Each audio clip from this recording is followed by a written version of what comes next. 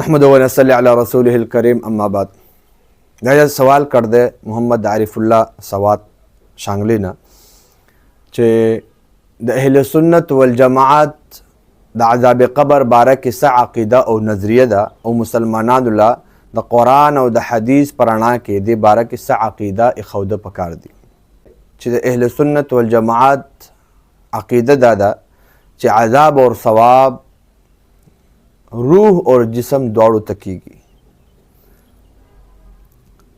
جسم په کوم ځای کې هم موجودي هغه ته عذاب اور ثواب محسوسیږي.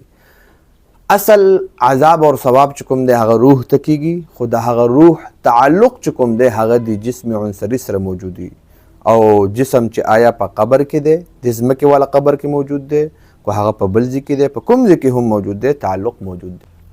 نو دا عقیده چې کوم ده دا د قرآن او د حدیثو په رڼا کې دا عقیده ده.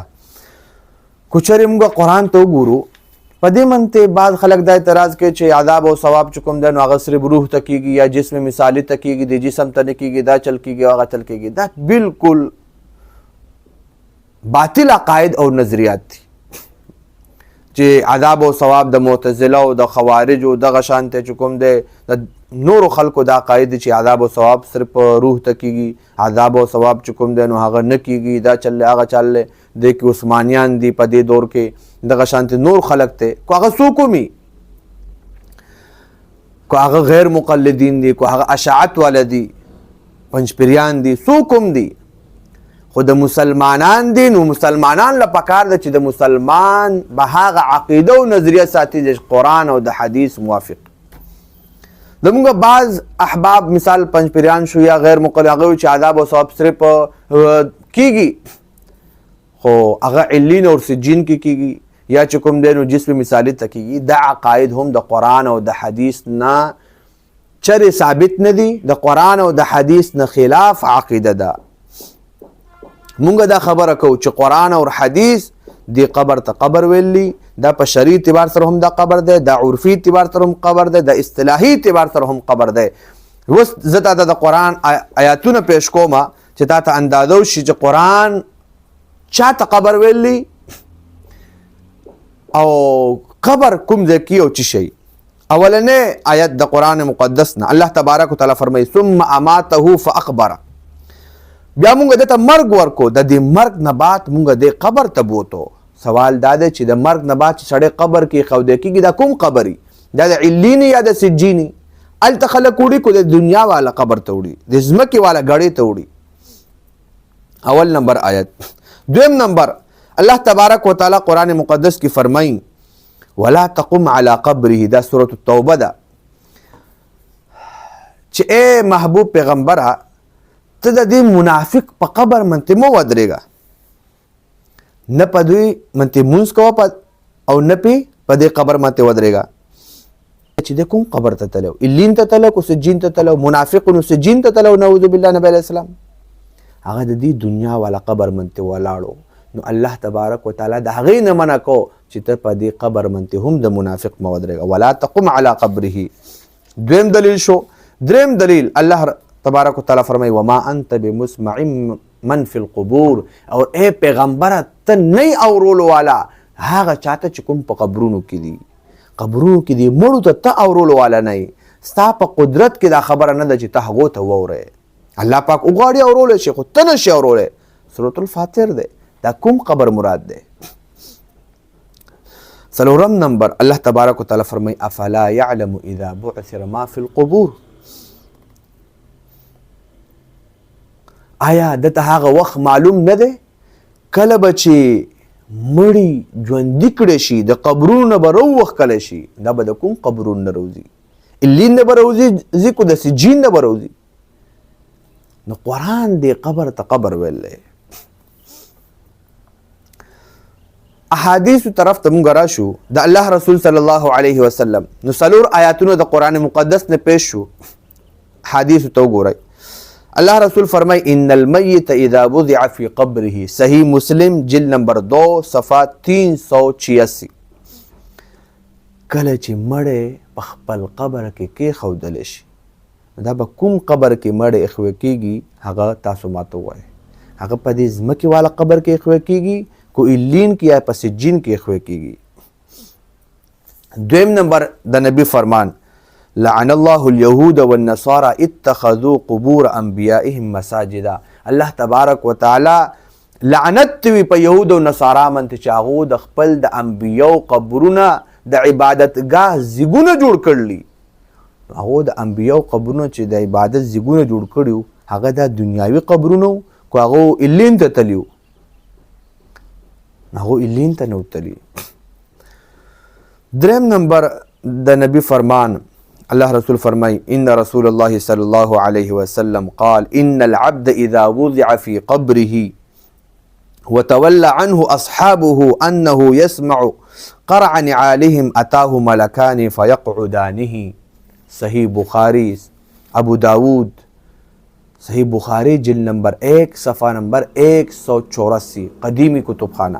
نبی فرمان دے سوئی د الله رسول وی کله چې بنده کې خودې شي اذا څومره سریع الفاظ اذا وضع في قبره کله چې دا بنده کې خودې شي په خپل قبر کې وتولى عنه اصحابه او د هغه مرګلي او هغه خلق تیرا واپس شي نو په دې حالت کې انه يسمع قرع نعالهم حال د دې مړي دی چې د دې خلقو د خپو کشار اوري.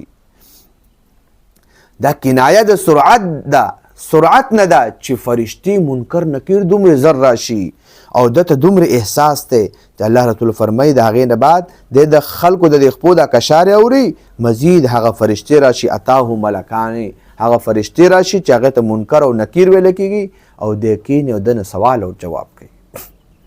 نو سوال او جواب بقدر ادراک دته موجودي نو البته سوال او جواب کوي. کله دا خبره بالکل لغو او فضول ده چې دا الله رسول فرمایي چې فرشتي د تراشي بیا خو فرشتو دلته راتلو ضرورت رانغی چې دته ادراک نشته سوال او جواب په دې نشي کوله د څنګه بیا چې کوم د سوال او جواب د نه کېدی شي.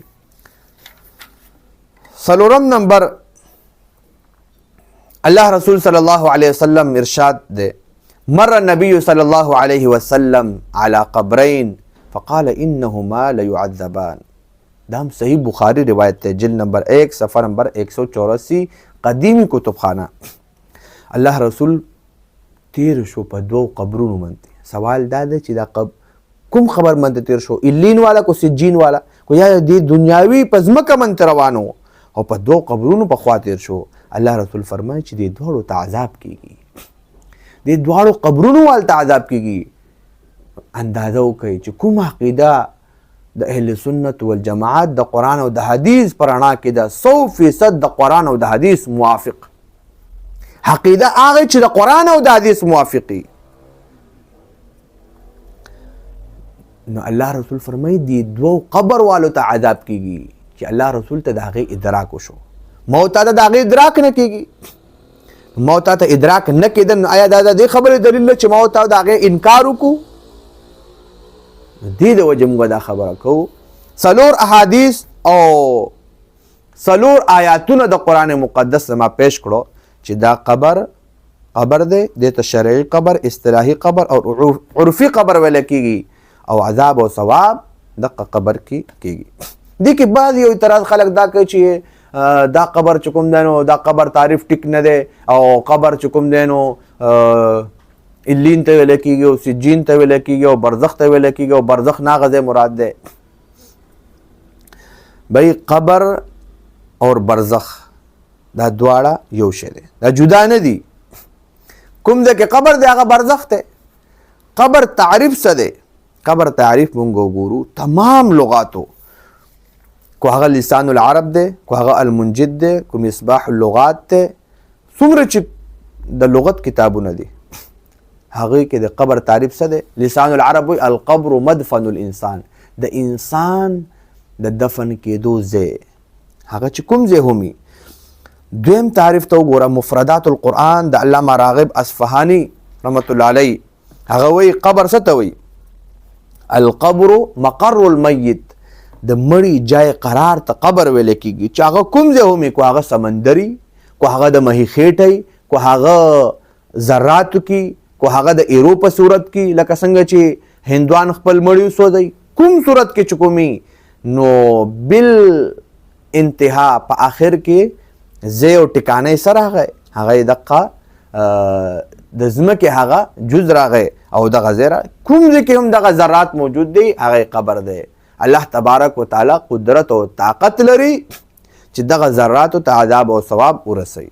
او که ته دا خبره کوي چې نه لري چې مثال اوس وځلو شو نو څنګه ورکړه کېږي نو ته بیا دا خبره وکړه چې د الله تبارک وتعالی قدرت او طاقت خو په دې کې منم خو دې نه علاوه نه منم. دا بالکل فضول خبره ده. د مسلمانانو شان دا دی چې کوم د قرآن او د حدیث د ثابت عقیده په هغې منتې ایمان راوړي او هغه ومني. آیا د زما او ستا په سمجھ کې راځي او که نه راځي؟ ځکه چې د مسلمان شان څه دی؟ الذین یؤمنون بالغیب، دی په غیب منتې ایمان راوړي. خلاصه د خبرې دا ده چې بی چې هغه کوم دغه سره هم تعلق ساتي په هغې کې هغه عقیده بیانول پکار دی او هغه عقیده خلکو ته ویل پکار دي کوم چې د قرآن او د حدیث نه. د علما چې کوم نه جدا جدا تفردات موجود دي، جدا جدا خبرې موجود دي، خو هغه د جمهور امت چې کوم د قول نه دی نو هغه نه ته په هغې منتې فتوا ورکولی شو، نه ته هغه بیانولی شي. چې ځای کې بیا د عقیدې ونته کې مسله عقیدې ونته کې مسله بیا ته چې کوم نه یو عالم پکې قول داسې دی، عالم د علما خو ډېر قولونه دي. بیا چې مثال جسم مثالي والا قول صوفیه قول کړلی نو صوفیه خو کرامات هم دی ډېر شی، د هغه خو نور هم ډېرې خبرې دي، بیا صوفیه هغه خبرې ومنلی شي. لهذا هغه خبره منل چې کوم د قرآن او د حدیث نه ثابته ده او دا د اهل سنت والجماعت عقیده او نظریه ده. عذاب او ثواب روح اور جسم دواړو ته کېږي. اصل روح ته کېږي بتعلق د اصل چې کوم د روح ته کېږي او جسم ته هم کېږي بتعلق د روح او دومره تعلق لکه څومره چې د هغه د عذاب او د ثواب ادراک کولی شي. او د هغې نن سبا په دور کې دا خبره سمجھ کې راتله بالکل آسان دي. ما تاسو ته چې کوم دی نو یو معمولي ونته کې مثال ته وګورئ عقل والو دپاره چې کوم دی نو هغه نن سیټلایټ ته وګوره، نن چې کوم د خپل د سیم ته وګوره، معمولي ونته کې دغه دی خو ستا هغه کنیکشن نه منقطع کېږي، ستا هغه کنیکشن نه کټ کېږي. نو الله تبارک وتعالی طاقت او قدرت مونږ د دې نه سیوا ګڼو. نو دې د وجې د عقیده او نظریه د قرآن او د حدیث او د عقلي هر اعتبار سره چې کوم ده واضح ده او مدلل ده.